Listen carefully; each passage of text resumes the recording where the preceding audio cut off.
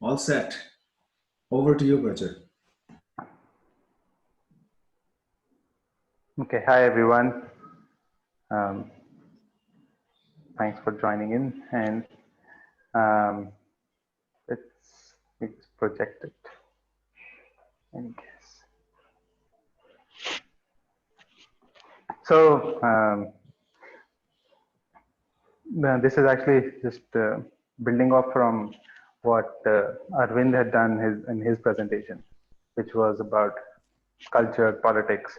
So what really, right? I mean, it's following up on the thread of culture, and this is on the idea of imagined communities, which is a phrase coined by Benedict Anderson, one of the, I think, an important philosopher, political scientist, theorist in recent times. And I think that this might have, this is an important idea for us to think about for Green Up. And because this is really about narratives, and we're talking about narratives and new visions.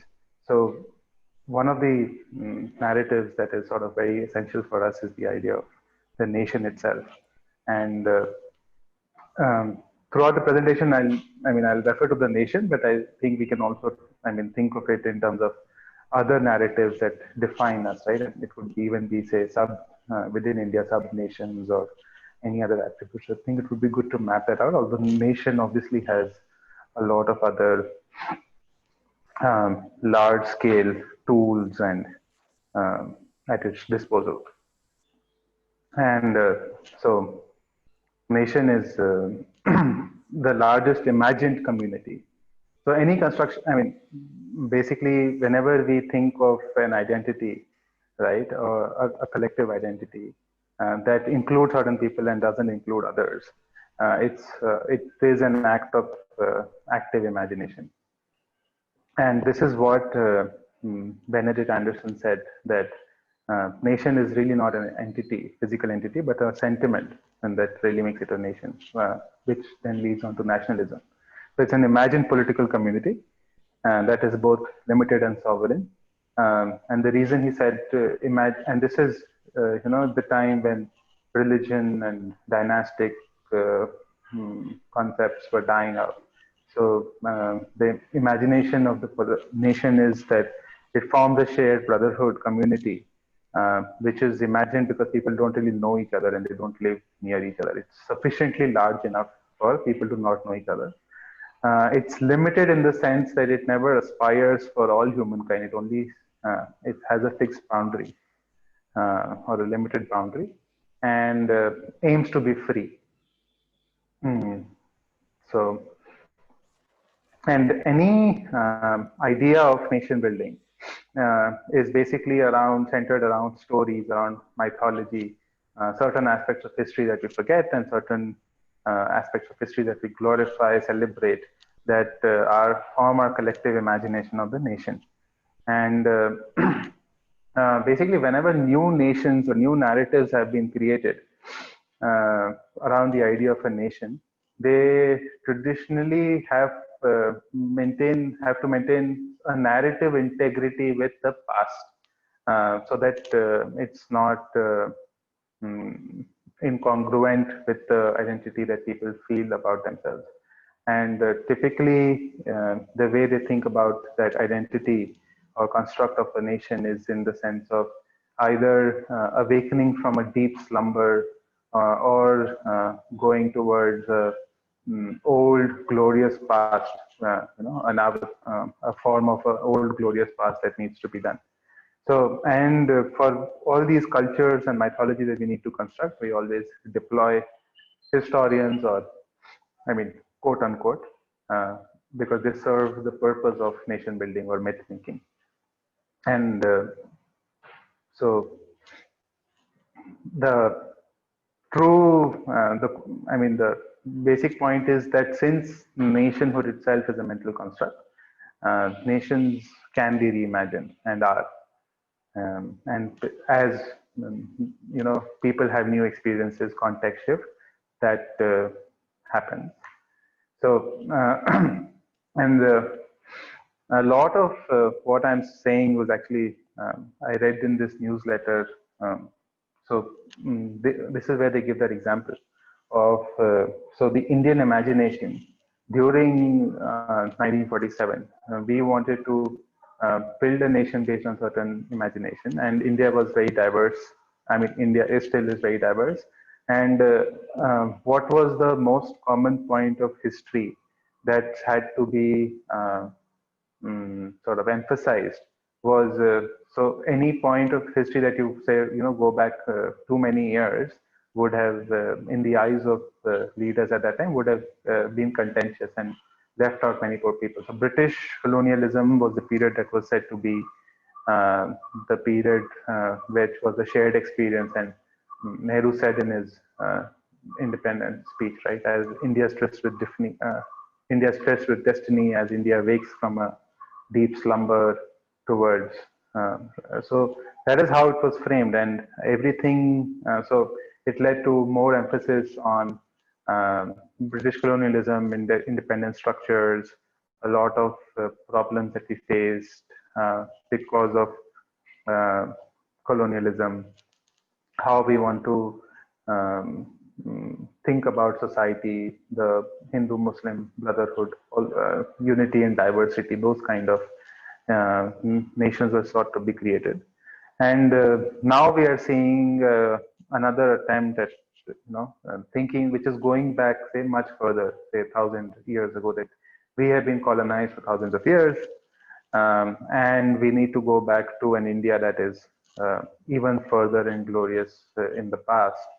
That needs to be done, and we need to undo the wrongs of the last 73 years where we have been sleeping and mm, not achieved a full potential. So we need to move away from this slumber towards a new vision.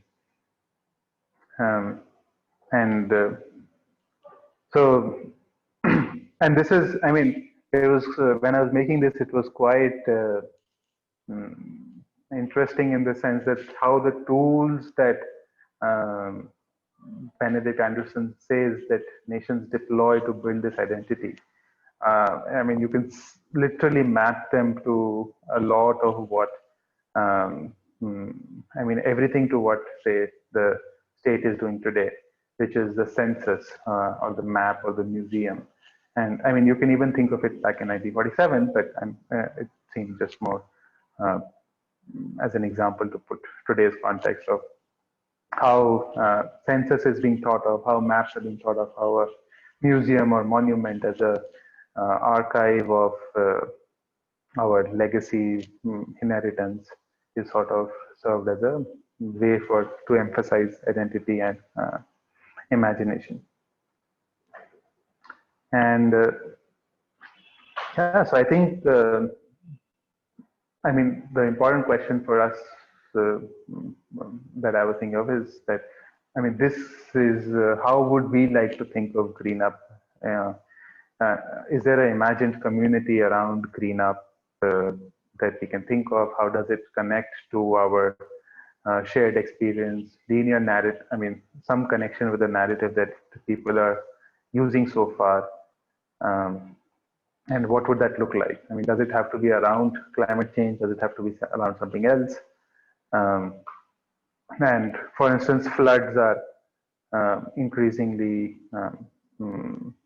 increasingly more prevalent. So I was just putting down some ideas, and this might be apt or not so fitting into the theory. But from my perspective, I thought maybe floods as an experience. This is also what we heard from what we were speaking to some Congress politicians or youth leaders a couple of days ago, and they said climate change is an overarching idea, but lived local experiences are different, like drought or temperature, floods. So, is there a shared experience around each of these phenomena, climate change impacts, like whether it's floods or water stress or temperature, um, or even say unemployment that we could think about? And if we are thinking about these imagined communities, how do we think about the tools, the map, the census, the museum? in today's time. In what made possible imagined communities during the Age of Enlightenment was the printing press. It made it possible for vernacular language to spread, and a community that was created that could feel that could feel brotherhood with itself and feel that its nation was moving with time towards something. And imagined communities need not be geographical; they can even be virtual. And I put down the phrase digital capitalism. So I think that this kind of community creation and the ability to travel across time has been sort of made many times stronger because of the information architecture that we have today. And anybody wants to take a guess at what the map image is?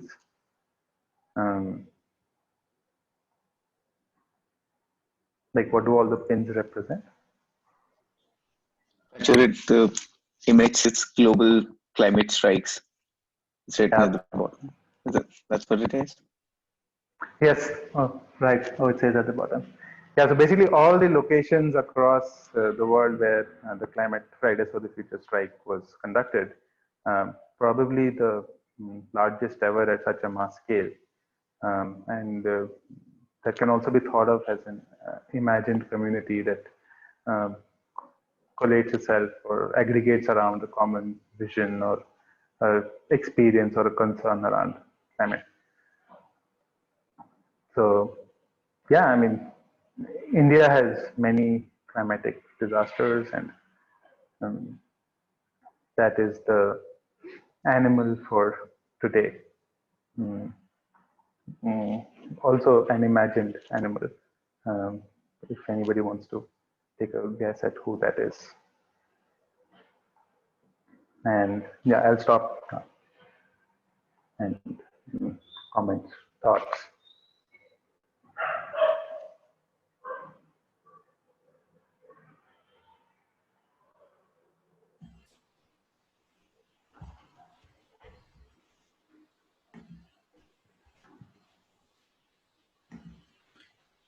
So I'm going to see, I mean, who has, yeah. All right, Alvin, why don't we start? Yeah, so a couple of points. One is, just yesterday, Arunabha and I were discussing about our community. What does it, is there a identity or a common, what is common amongst us and so on? And that could be a sort of this could be a microcosm of the kind of imagined community we are looking at. And also, I don't know whether this imagined community and identity, do they go together? I don't know. I mean, the resident philosopher, Rajesh, is that something which is closely related concepts or? Yeah, I think so.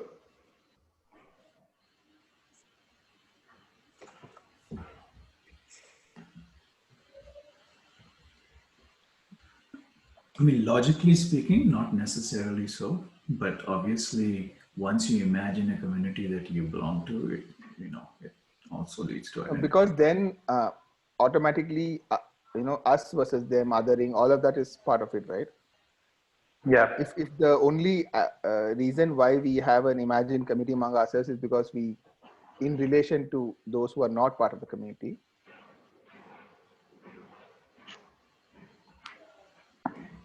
Anyways, also I want to tag Arunabha because he had some views as well. So maybe you can come in.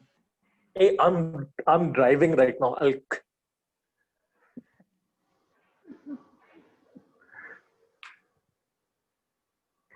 Tag fail. I'm going to generally see if, Vivek. yeah, why not?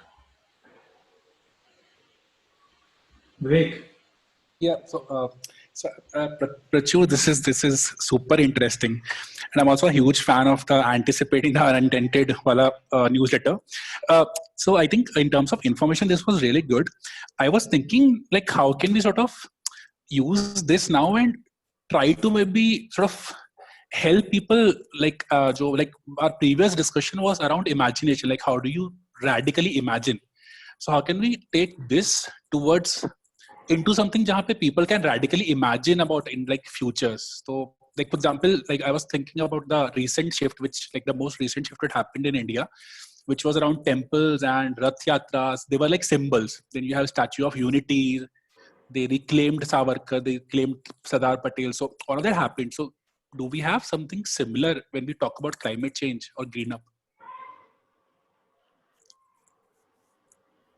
I liked your question in the chat. What is the Rath Yatra equivalent of?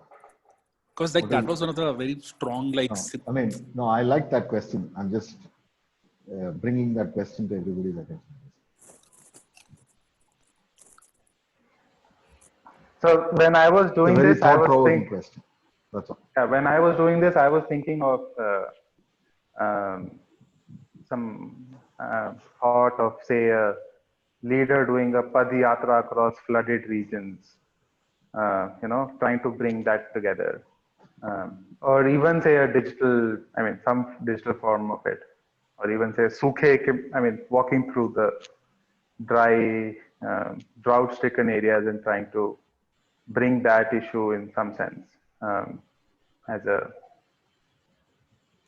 phenomena.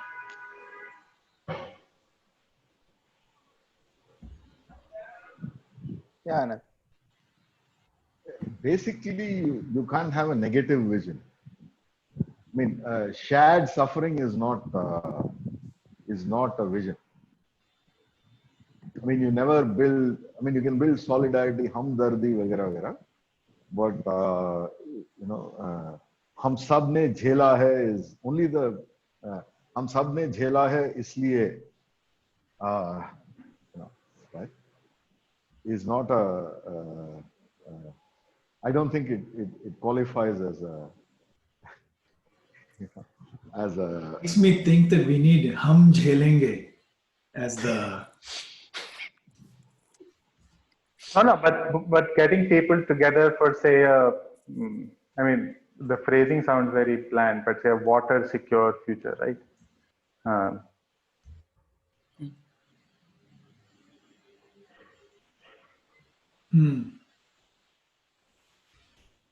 Aprajita had again put something in the chat. Or Arvind had put something. No, Arvind is basically saying, don't diss Sadhguru. No.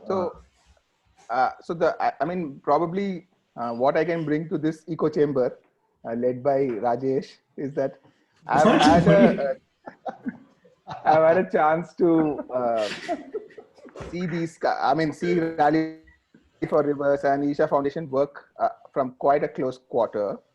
So, and there is no doubt that momentum, messaging, all of that is spot on in the case of even Rally for Rivers.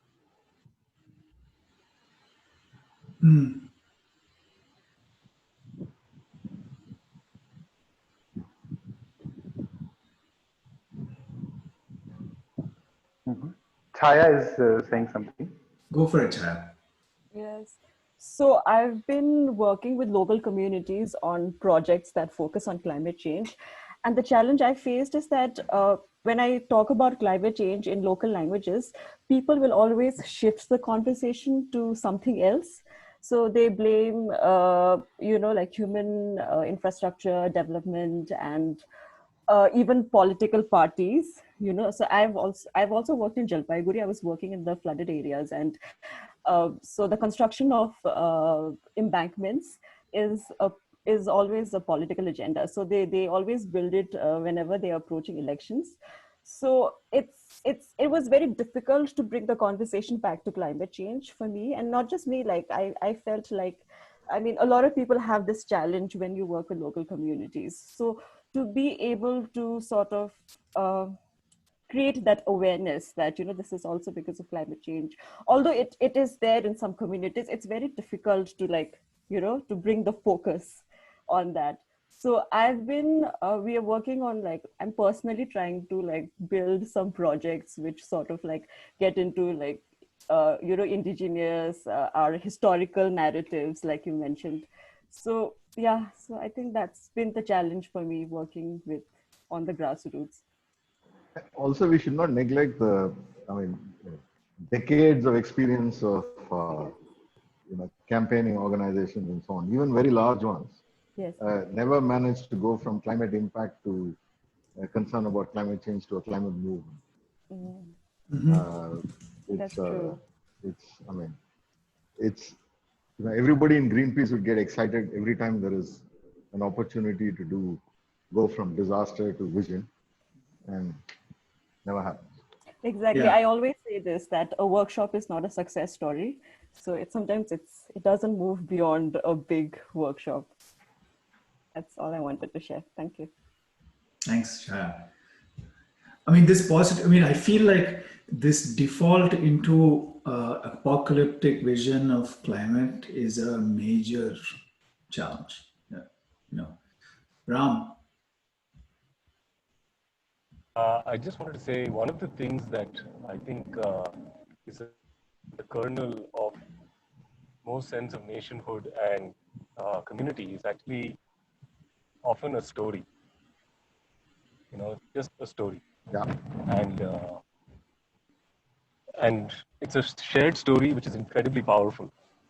And it's often an origin myth, but it could also be something that happened even quite recently. If you look at young nations like Bangladesh or others, Liberia or something like that, invented nation, Israel. So, and that's something I thought that really a nation is a story that its citizens tell themselves. And to think about what the green up nation is, I think perhaps could also be to think about what our story is. What is the sort of the origin myth of green up? There are these examples with Greta or perhaps the Greenpeace, the original actions of Greenpeace, and many other people. And I think it is worth finding one. Often these things are grand narratives, which means they're sort of fit a template that humanity has used time immemorial. And these grand narratives are very successful simply because they have evolved out of millions of experiments conducted throughout time. So it also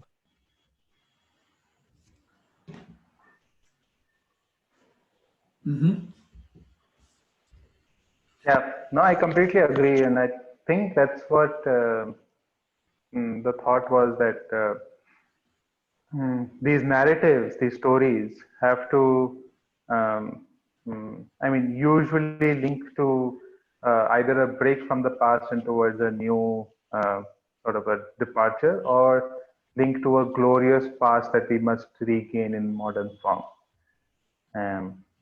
And I would be quite curious if Chaya has any thoughts on what might be. I mean, what does she think, if anything would resonate with her, um, with the communities that she's worked with? It's like a past shared glorious past in some sense, or will it be like a break and new vision kind of thing?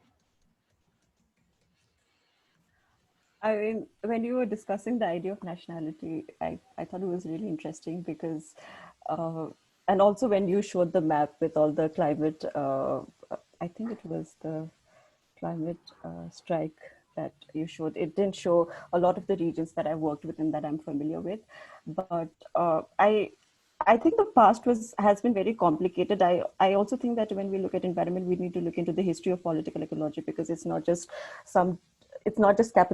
capitalism of today, but it goes back to a lot of complicated history that we don't even know if it's true. Like, for instance, I can talk about my place. We were part of Bhutan. Kalimpong was part of Bhutan till 1860s, and I think the Indian government still pays like a subsidy to Bhutan. And we had wars, like when I think about like my community, our last king was killed by the king of Bhutan and they took over. So when I think about it, we had disasters. Every era has its issues and problems. So I don't I think it I don't know, like for me it's, I mean, even climate change itself, I feel like I said, is it that bad, or do we have like, or are there things that are more, like the bigger issues? Like that's something that has always come up in my work. People want to discuss anything but climate change and mostly economic issues. So yeah, in all honesty.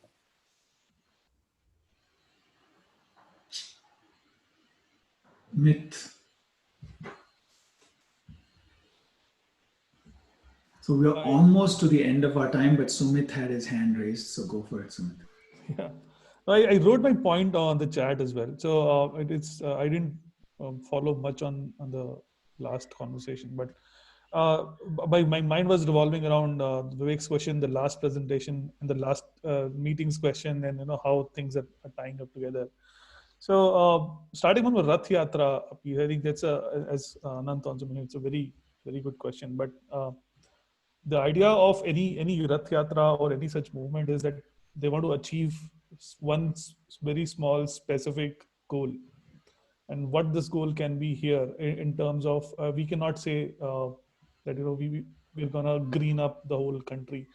It can also be considered politically incorrect because here one community is trying to saffronize the whole country, and now we're trying to green up the whole country. How does that actually appear on the map? So, but the idea can be something which touches the heart of million, where a lot of people want to attach to yourself and donate and be with you in the movement. So as I was just I mentioned in the chat, it could be like food for all sort of a movement. The back is that how do we make food availability not something to be purchased. So if we want to green up the streets where fruit trees are there, it's sort of a green up movement. It's sort of a food security movement. It's sort of a political movement where people can get. So another example could be Akshay Patra, when they're only running food business, and they've not fallen short of funds that they're being achieved. And so that was a sort of thought that I was actually coming in and building on from the last meeting's question that how do you want to see 2070 being there? It could be one item that nobody has to work hard to at least get food. So that's one idea that can actually play around with all of this conversation. So my thoughts.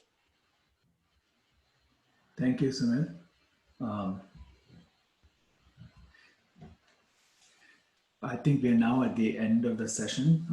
We also have another call coming up, so I'm going to say thank you to everybody for joining. Tarini can just talk about her point. I think it's interesting. Yeah, and if you can end with taking the guess at the image. Yeah. There was a talk by a professor who had analyzed the Dandi March, Gandhi's Dandi March, and she showed us how the color of, white, the salt and the khadi and the placing of women in the front of the march and the dates, like how long it took to do the march, how it worked because of all of these elements. And she said that Gandhi was one of the greatest political designers. Like his idea of like why he worked was partly because of how he designed his whole everything that he did. So that but to me that I felt that was a little bit it was post fact. If you look at Gandhi, she also showed us how Gandhi is now being used in video games, and the idea of Gandhi is still being used, obviously, as we know, by politicians and parties. So it was interesting to me because some, when you try and find out like why a video went viral, something like Cola Very D or something like, the videos that we see now of violence or all of the videos that come on our phones, there's no one cause that you can actually pinpoint to. And yet there are companies that like work on making certain things viral and spreading an idea. So, how do you spread an idea is also, I think it's just something that's very complicated, and we need to it would be really interesting to look into that and find out. Because many of the ideas, many of the things that go viral are not, no one really believes that they will go viral before they do. So that's the whole point of it. We don't know when people will catch on to something. That's what I was trying to say. Yeah. But we have to experiment, I guess. Mm-hmm. All right. So Prachur wants us to, what do you want to do with the image, Prachur? No, I mean, we have some mythology experts on the house. So we have this animal thing, no? Ah. So who is the animal on the right? Three-headed elephant. Airavat. Yes. I mean, India has always been thought of as elephant. Shashi Tharoor said, na? Elephant and the dragon. Also, Lord Indra controls the weather, and climate. So, might be. Wow.